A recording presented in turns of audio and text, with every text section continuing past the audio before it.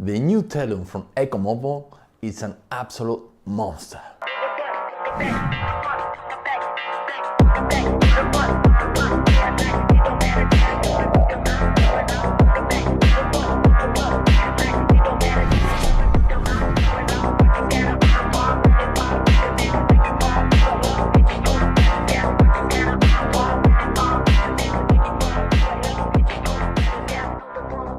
Yo, what's up? Gabby here from Ray Studios. If you're new to the channel, please, I'll invite you to subscribe and be a part of this family. If you've never seen any of my videos, I review a lot of tech and PEVs like this one right here. Okay, so this is kind of new for me. This is a true off-road mountain board. So I have reviewed a lot of sea skates, around like 40, 50 skates, already lost count. But even so, I reviewed some all-terrain 2-in-1 skateboards. This is the first one that is supposed to be specifically for off-roading. So it's kind of new to me, and if it's new to you as well, we are learning together here. You might be able to learn a few things. So as you can see, this is absolutely huge. Let me check here the weight. I have bad memory, but yeah. The weight is 39 pounds, so very heavy for an electric skateboard. And the dimensions is 45 inches by 18 inches by 18 inches of clearance. They can have a range of 38 to 50. I got somewhere around 30. And the max speed, it is somewhere around 50 kilometers per hour. And that's probably true. I didn't got quite there yet, but close enough. The other thing that is pretty impressive here is the payload. So it can take up to a 300 pounds rider. And I'm already pretty heavy. I'm 220 pounds. And yeah, and it feels like it can take maybe another me. So you can take like two of me. So yeah, it's very strong, very sturdy. And then the charging time with included charger is somewhere around 4 hours. So it's a 4-amp charger. That is pretty decent. And then the wheel size is 9 inches. So you can see these wheels are really, really big. This is a pro and a con at the same time. I'll talk to you about that in just a second. First, let's talk about the overall design. So it looks like it's carbon fiber. I'm not sure what material they use. It might be actually carbon fiber, but it might be a composite of different materials since it's quite flexible. It's actually a little bit bouncy. So if you jump on it, it will bend quite a lot. Now we have everything on top. So the battery is on top, and the ESC is also here on top next to the rear motors.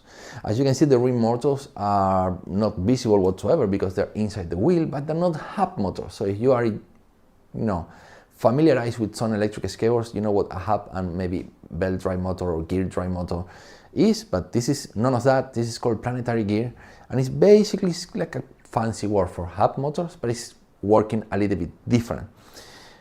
For that reason, well, you cannot really change the wheels unless you change for the honeycomb air wheels or something like that. So there are another kind of wheels from the company that they can provide to replace these wheels, but generally speaking, it's basically the same wheel. We have foot straps, so you can lock your foot into position, and that is because when you're doing off-road, you might be actually jumping. Also, the reason why the battery is on top is because you need a lot of clearance for going off-road. This is what this board is all about. Now, let's take a look at these tracks. Look at the board. The board is so big, like it's hard for me to kind of like move it around. And that's the reason why I have it on top of a bench, because it's any other way I would be too tired to hold it up to show you. But you can see here the tracks are absolutely massive. And instead of having pushings, well, we have springs. So we have actual suspension in here. By the way, the tracks looks absolutely gorgeous. We have this red accent here.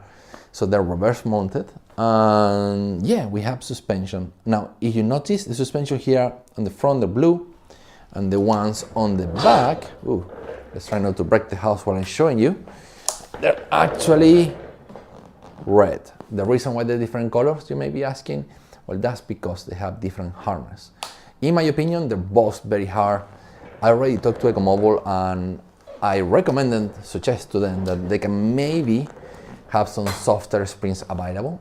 Like there were actually harder springs available in the package for me to replace the blue ones for red ones, but yeah, like I say, I feel like these are already a little bit hard and a pretty heavy rider. We have a Samsung 40T battery. That's something I forgot to mention. So that's a pretty good when it comes to batteries. It's like a quality battery.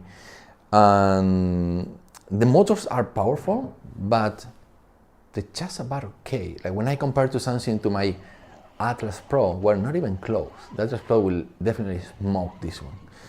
But it's not all about speed and performance, it's about going off-road. So, is it good going off-road? Yeah, actually it is. It is really good.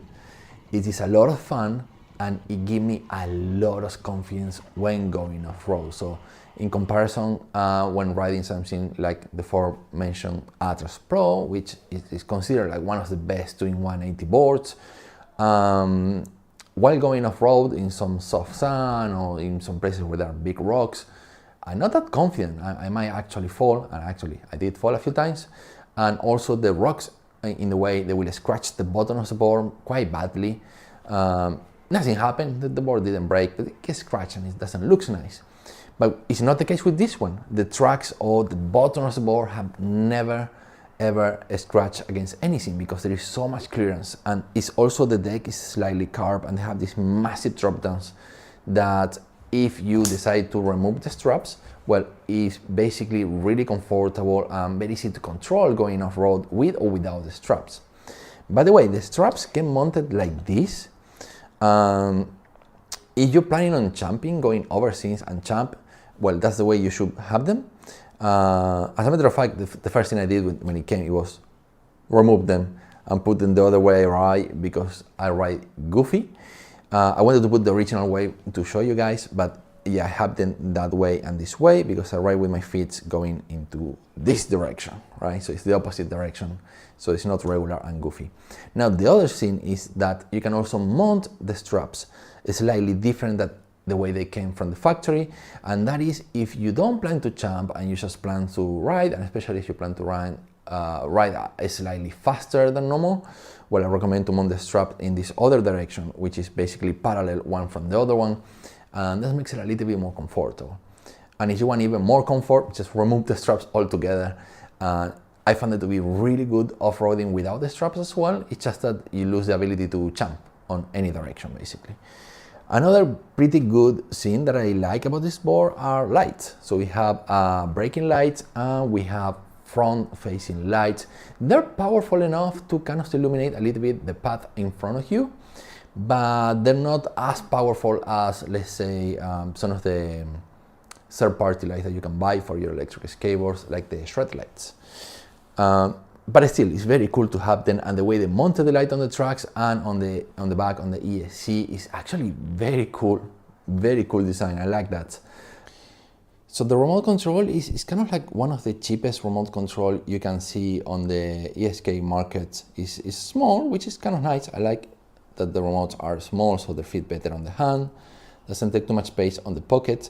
But considering that the board costs $1,600 US, I would expect a slightly better remote control. Anyway, it does have an LCD screen with a lot of information that is pretty useful. You can manually adjust the speed. Let me see if I can do that. Hit it for the speed, and if you hold the brake and then you push the same button, you can adjust the brake intensity. Now, if you hold the reverse button, that's when you activate the lights. So let's take a look at these lights. Both in the front and on the back we have lights. So the rear light is constantly blinking unless you actually hold the brake, in which the light stops blinking and just continually lights. And if I let it go, that's what happened. So I tested this board in any possible conditions I could possibly have. I went into like soft sand, like a desert. I went up the mountain. I tested for speed. I tried to ride it on the city at night, during the day. I take it to the forest, and it's a very particular forest where there are a lot of rocks, and some of the rocks are as big as my head. So it was a little bit scary. So I hope you guys like this video for the effort that I'm doing to show you guys everything possible about this board. And yeah, it performs really good. It was the first time that I can actually skate in the forest, because with my previous e-skates, like the Atlas Hurricane, it's always scratching the back, and I have to basically abort. I cannot keep doing that. I'm breaking all my boards. So this is the only board that it can actually do it.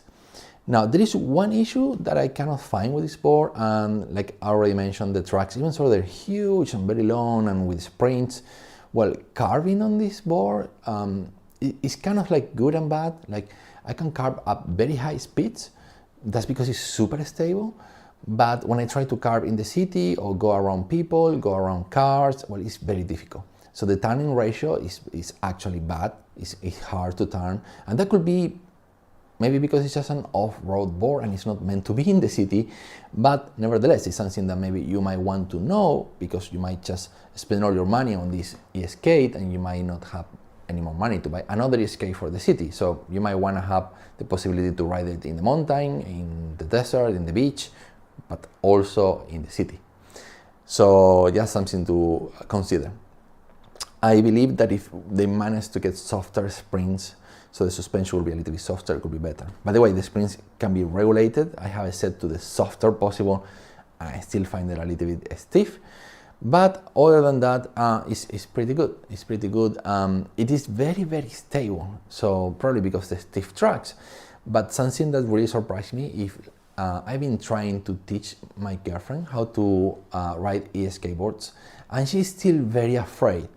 And she wanted to try this one, and kind of like out of curiosity, and she loves it. And that's because it's just so stable. So it is very hard to turn. So as long as we don't have many turns on the way, or she can turn slowly, she actually really likes it. I mean, when she stands on it and she feels like it's standing on the floor. It's that kind of stability that you get from this board. And it's also something that it gets a lot of attention. First, it's noisy. The motors wire up like pretty loud, and also it's absolutely massive. So wherever you go, you're gonna get a lot of compliments. They're gonna be like, wow, cool, look at that, what is this? But at the same time, you have the problem of us being huge, which is hard to put it on the car, hard to lift it out, and yeah, stuff like that. Okay guys, that's basically all I have to say about this board. So basically, if you're a beginner, don't be afraid. My girlfriend is a beginner and she loves it. If you are going into off-road, and this is pretty good, it have relatively good spec. It's a 12S2P, I believe, or 14S2P. I'll put the information somewhere on the screen. But the most important thing about this is, like, if you are going off-road, if you want stability, and if you want mountain boards with straps that you can jump, well, this is probably one of the most affordable options there is in the market right now. And like I say, it's pretty good. Okay guys, if you have enjoyed this video, make sure to give it a like and comment in the section down below what you think about the Telum board, and I'll see you in the next one. Adios amigos.